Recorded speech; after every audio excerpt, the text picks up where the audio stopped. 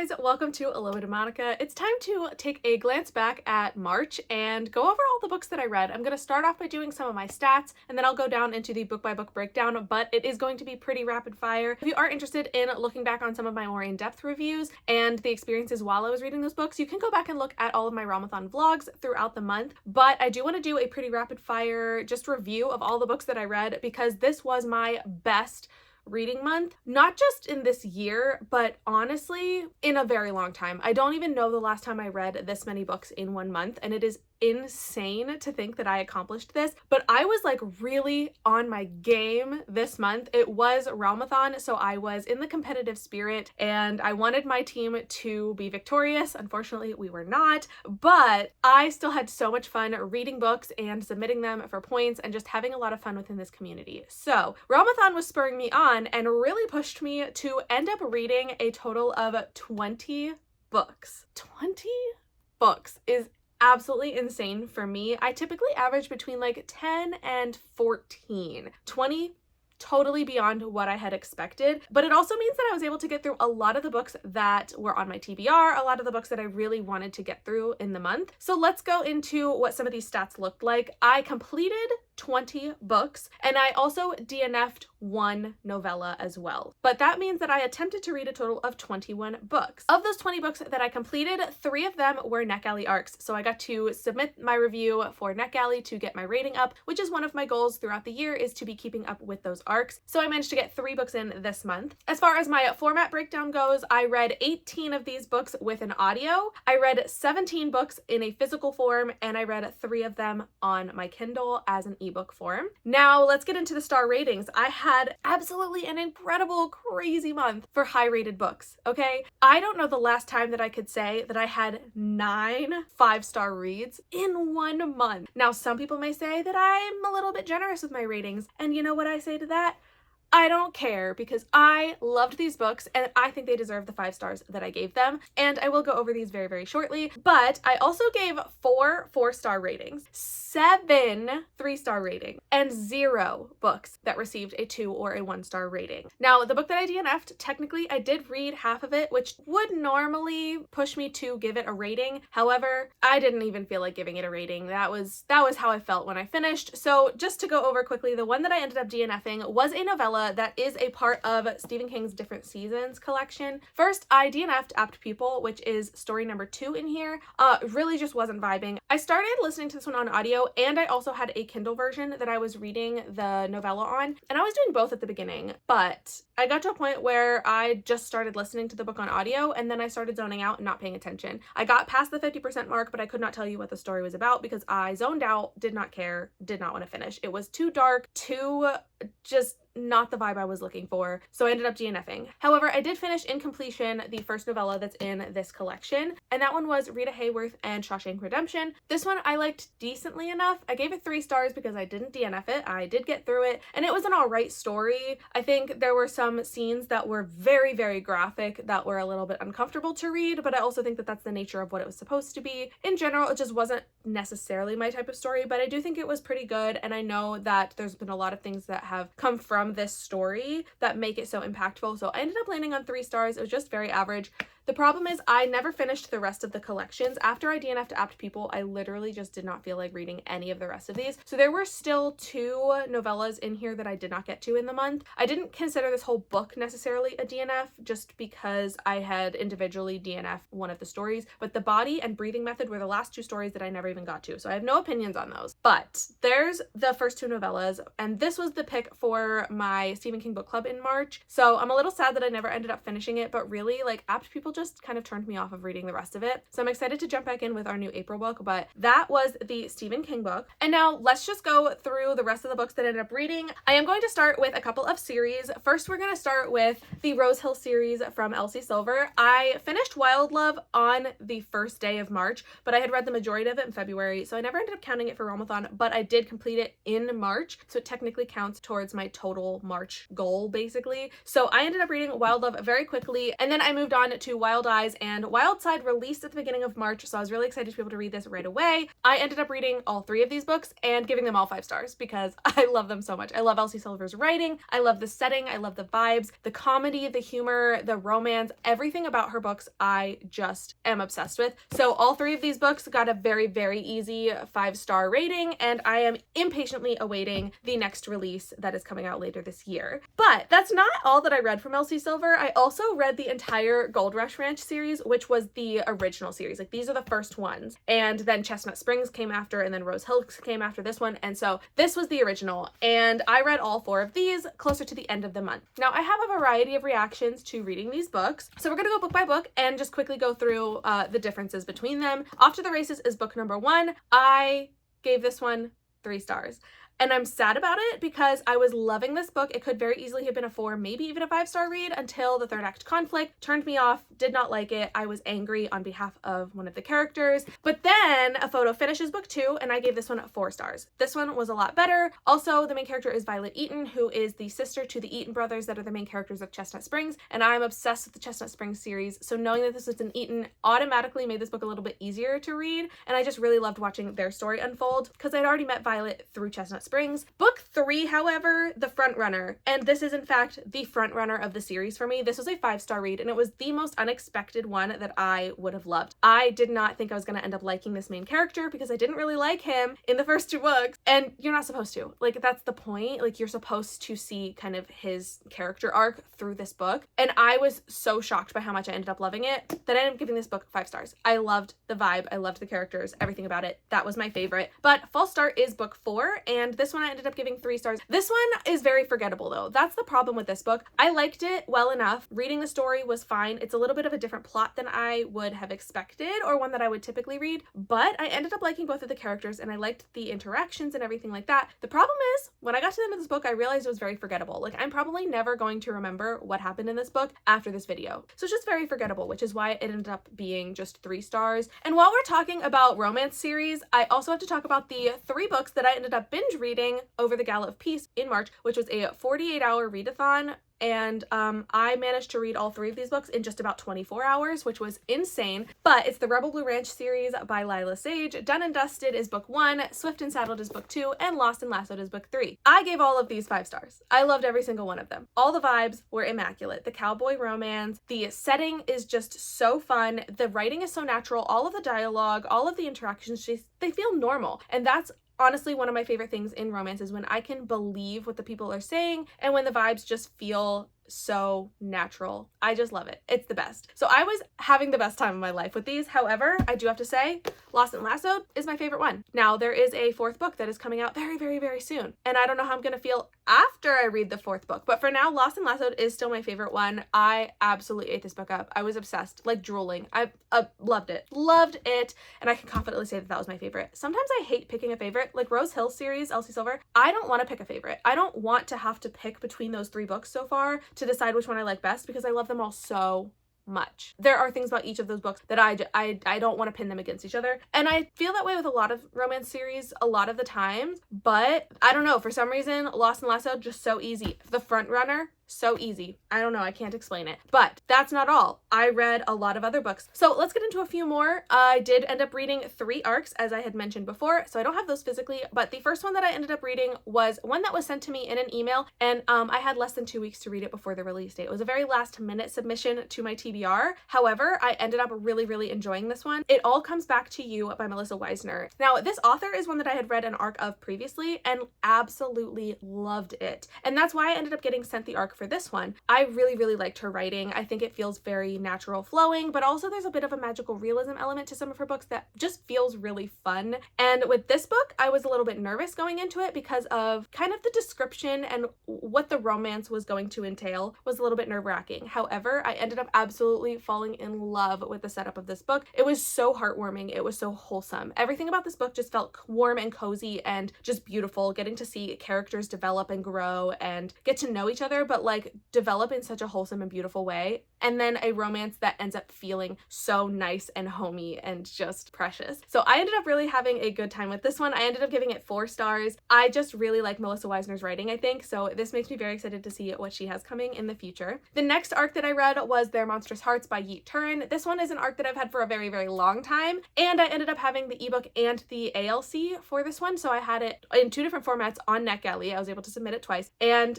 I am a little bit disappointed with how much I didn't love this book. I thought I would, but I ended up giving it 3 stars. A lot of this was a little bit confusing. It was not that exciting. The audiobook was kind of difficult to listen to at times, a little jarring with some accent changing. I like the concept. I think the idea of this man going back to kind of find out what happened to his grandmother and why she left him in the will when he hadn't talked to her in so long. And there's a whole thing with butterflies, a butterfly collection, and it's told in 2 timelines. And I do think the 2 timelines ended up working really well to keep the story moving, but some of the things that happened in the past timeline was just so mind-boggling. I had a kind of a difficult time processing exactly what I was being told. So this book just was not working for me, and I got most of the way through, and I probably should have DNF'd this one, but I wanted to see if it was going to work out more by the end. It just didn't. It was just not the best, but I was glad to be able to submit it for 2 of my NetGalley reviews to help get my rating up. And then the final arc that I read for the month was Murder by Cheesecake by Rachel Ekstrom Courage, and this one I was beyond excited for because this is a murder mystery about the Golden Girls, and I love the Golden Girls. I think the show is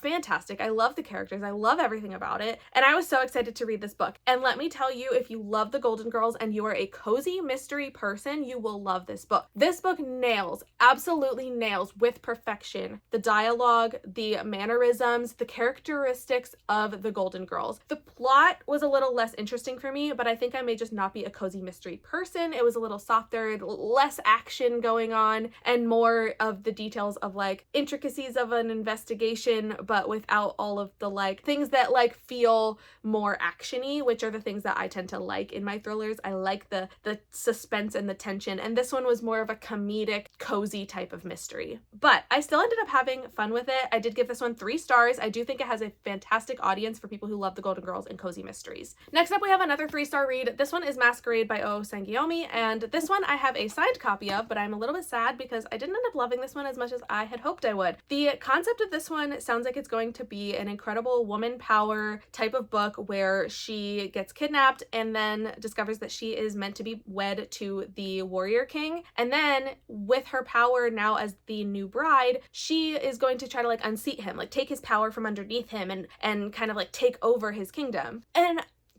technically that's not wrong, but most of this book was really boring. Nothing was happening in the middle. I honestly almost gave up partway through, and again, probably should have DNF'd, but I didn't because I wanted it to work out so well. I don't know. It just was not working. I also just hated this main character. She had no convictions. She had no loyalties to literally anyone or anything. So I could never predict where she was going to go with things. I never knew what she was actually up to. Was she in love? Was she not? Was she plotting things all along, or was she just flying by the seat of her pants? I have no idea because she had no convictions, and every time I thought I understood what she was doing or what she was trying to accomplish, nothing made sense after that. So this one was a little bit disappointing, and the more I think about it, I think I should have given it 2 stars. And in fact, right now, while I'm thinking about it, I'm probably going to lower this to 2 stars. I gave it 3 originally, but the more I think about it, the more angry it makes me that nothing seemed to make sense. So I am going to give this one 2 stars now. It's just been decided here and now.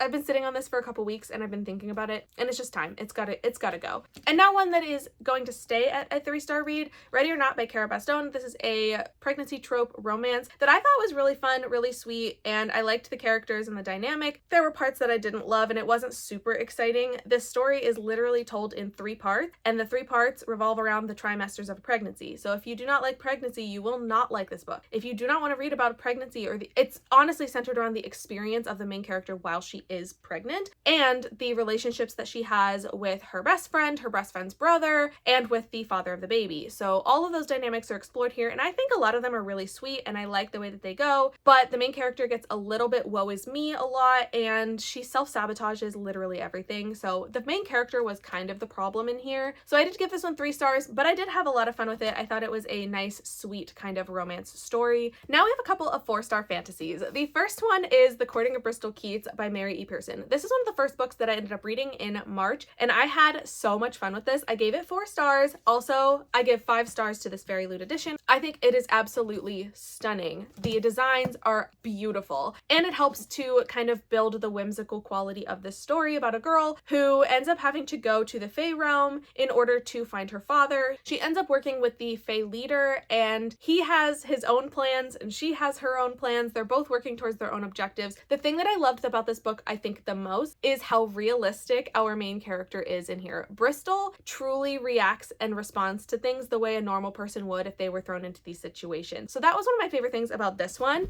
The next book is another 4-star of Jade and Dragons by Amber Chen. This one was really fun, but not at all what I expected. This one is about a girl who ends up disguising herself as a boy, very Mulan-esque, to enter the Engineers Guild trials so that she can become an engineer like her father was. So a lot of this book is school setting, trial setting, kind of a combination, because she's there to learn, she's developing her skills, but she's also competing so that she can enter the guild. At the same time, when she enters into this competition, there's only one person who knows her identity and knows that she is a girl, and that is the person who sponsored her entrance into this competition, and he happens to be basically one of the princes of this world. He is one of the sons of the commander, the leader, and so he has a lot of power and a lot of draw, and he supports her 100%. They have a very, very, very slow burn romance, but I think it's really sweet, and it does have quite a bit of tension because there's a lot of difficulty with her having so many secrets and being in this competition, and there's also like political battle going on at the same time. I do think this one was very, very fun. Want to give a moment for this Illumicrate edition that is absolutely stunning,